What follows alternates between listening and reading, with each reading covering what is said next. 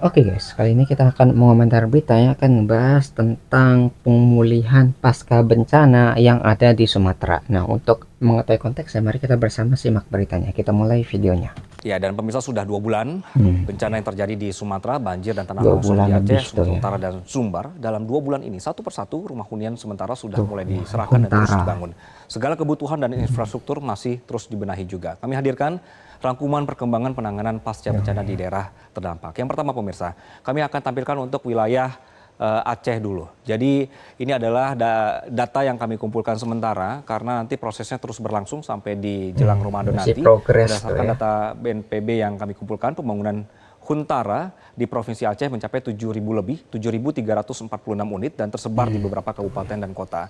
Sampai Rinciannya ribuan pemirsa, tuh ya. ini sudah ada datanya di kami, ada PD Jaya sekitar 393 unit, PD di 12 unit sudah selesai, kemudian Nagan Raya 609 unit dan seterusnya. Ini akan terus dikembangkan pemirsa. Nah, seluruh Huntara ini merupakan bagian dari program pemerintah untuk warga terdampak bencana. Namun tidak semua unit sebenarnya sudah selesai dibangun. Di PD Jaya dan PD, pemerintah sudah menyelesaikan pembangunan dan sebagian unit sudah ditempati warga. Sementara itu pembangunan Huntara di wilayah Aceh lainnya ini masih berjalan secara bertahap. Ini sesuai dengan progres di lapangan. Data ini pemirsa menunjukkan proses penyediaan Huntara di Aceh masih berlangsung dan belum seluruhnya diserahkan kepada masyarakat. Jadi pemerintah juga punya target untuk sampai nanti di jelang Ramadan ini terus ditingkatkan. Gitu Kita ya. Jadi kita bisa ngeliat tuh ya, dampak bencana itu sangat besar sehingga kita bisa banyak sampai ribuan rumah itu harus dibangun untuk menampung para pengungsi yang terdampak dari bencana yang terjadi di Sumatera. Ya kita bisa lihat tuh ya, sampai ribuan rumah harus dibangun. Berarti dampaknya sebesar itu dan seluas itu sampai membutuhkan banyak bantuan ya. Jadi itu sangat normal sekali kalau kita ingin membantu saudara kita yang sedang kesulitan. ke Sumatera Utara.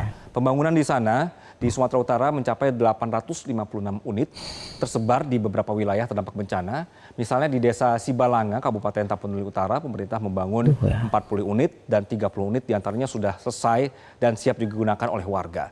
Di Tapsel, Tapanuli Selatan, pembangunan Huntara dilakukan secara terpusat dengan total 683 unit.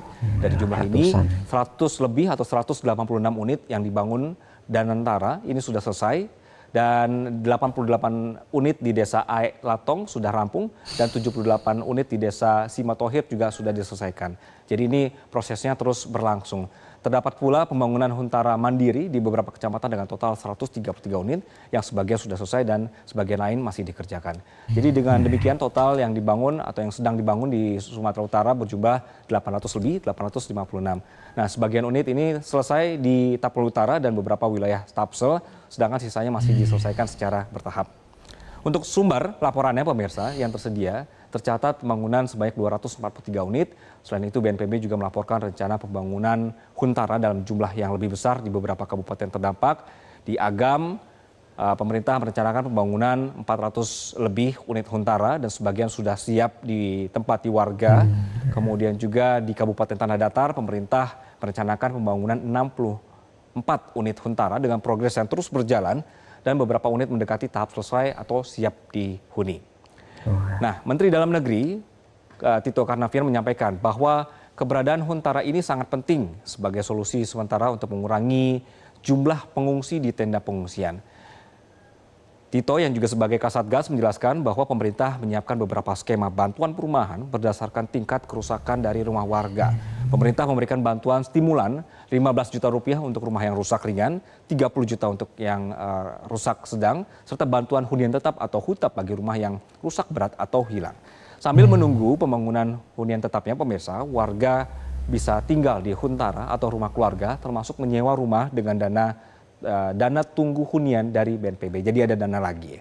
Nah, bicara soal dana, pemerintah juga Ya, jadi kebutuhan yang penting itu sandang, pangan, papan gitu ya. Jadi makanan, minuman itu harus tersedia karena ya setiap hari kita butuh konsumsi, terus pakaian gitu ya. Karena banyak yang hilang tuh, pasti butuh ganti pakaian. Gak mungkin kan kita seminggu pakai pakaian yang sama gitu. Pasti harus ganti misalnya. Itu karena untuk kebersihan juga. Dan apa yang penting lagi yaitu atap untuk menaungi orang-orang yang kehilangan tempat tinggal. Itu juga penting. Jadi kebutuhan pokok kita harus terpenuhi oleh orang-orang yang menderita atau menjadi korban dari bencana ini ya.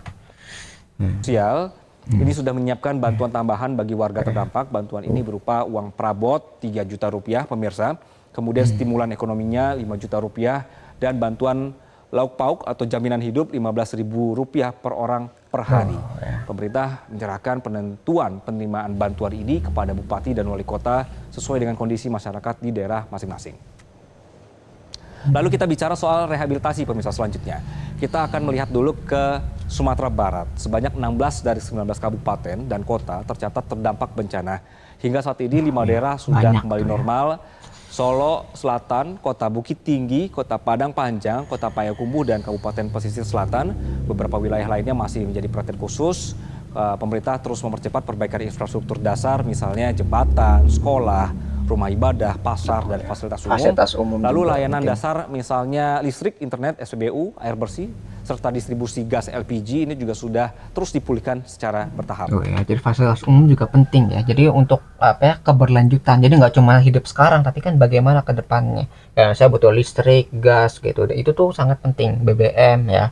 Jadi benar setelah kalau kebutuhan dari itu terpenuhi, maka masyarakat harus menggunakan sumber daya tadi untuk membangun kembali ekonomi yang sudah mungkin berantakan. Ya, jadi bagaimana pemulihan ke depannya, nggak cuma sekarang, tapi ke depannya itu bagaimana untuk mengembalikan ini ya, keadaan mereka yang dulu tuh mereka tinggal kayak gimana gitu ya. Itu yang harus dipikirkan bagaimana. Sumatera Utara, proses pemulihan di sana menunjukkan kecepatan yang juga cukup signifikan. Dari 18 kabupaten dan kota terdampak, 5 daerah sudah kembali normal. Medan, Kabupaten Nias, Langkat, Asahan, dan Kabupaten Batubara. 11 kabupaten lainnya berada pada tahap mendekati normal, sementara beberapa daerah masih membutuhkan perhatian khusus, misalnya Tapanuli Tengah dan Tapanuli Utara. Bergeser ke Aceh, proses rehabilitasi dan pemulihan di sana sepertinya membutuhkan upaya lebih. Dari 18 kabupaten dan kota terdampak, 1 daerah sudah pulih, sementara 9 daerah berada pada fase mendekati normal. Nah, akses jalan yang sempat terputus di wilayah dataran tinggi, misalnya di Benar Meriah, Gaya Lues, Aceh Tengah, kini sudah mulai terbuka melalui jembatan sementara, sehingga distribusi logistik kembali berjalan.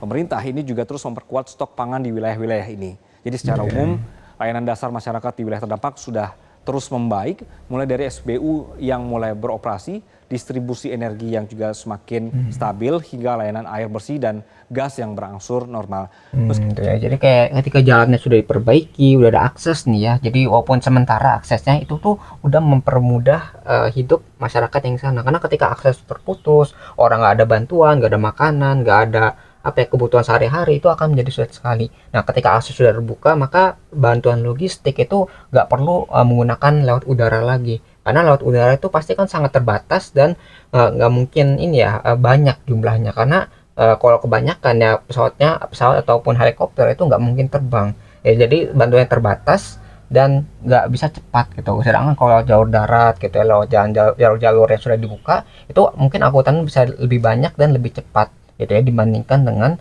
lewat udara gitu. Karena udara tuh benar-benar darurat, karena ya aksesnya udah terputus nih, jembatannya putus, jalannya rusak, ada yang kena longsor dan sebagainya ya. Jadi ketika akses sudah terbuka, maka akan permudah bantuan logistik itu untuk masuk, dan ketika udah masuk nih, maka masyarakat akan lebih cepat lagi untuk memulihkan keadaan entah itu ekonominya atau keadaan sehari-harinya. Tahu bahwa beberapa desa juga melaporkan belum adanya listrik selama 2 bulan terakhir. Ini pemerintah menyebutkan karena akses yang masih terus diperbaiki dan sulit dan masih dalam proses normalisasi. Sehingga tentu kita harapkan pemirsa, semoga proses ini terus berjalan dan kita akan terus memantau perkembangan di lapangan untuk memastikan antara laporan dan fakta di lapangan ini benar-benar sama dan warga juga terbantu. Ya, jadi itu ya mungkin yang bisa kita pelajari tentang pemulihan yang masih berlangsung di Sumatera ya, karena bencana kemarin tuh, bencana longsor, banjir yang benar-benar berdampak ke daerah yang sangat luas itu, sehingga tadi disebutkan banyak sampai ribuan orang itu terdampak dari masalah ini. Nah, mudah-mudahan ya setelah ada banyak bantuan, banyak pemulihan mungkin dengan hunian sementara, bantuan logistik dan sebagainya, orang tuh bisa memulihkan keadaannya ke keadaan yang normal, sehingga bisa menghidupi hidup dengan layak dan sejahtera lah gitu ya. Jadi hidup seperti sebelum bencana dan bisa memulihkan dirinya tuh menjadi keadaan yang normal kembali. Nah, itu mungkin harapan kita semua ya sebagai satu negara gitu ya, sebagai saudara kita nih gitu. Jangan sampai ada yang terlantarkan ataupun yang tertinggal. Nah, mungkin itu yang bisa kita pelajari dari berita ini. Kalau kalian tertarik dengan sumber beritanya, link sudah saya cantumkan di deskripsi video. Mungkin sekian yang bisa saya sampaikan. Semoga video bisa bermanfaat. Kurang lebih mohon maaf. Kita ketemu lagi di pembahasan selanjutnya. Insya Allah.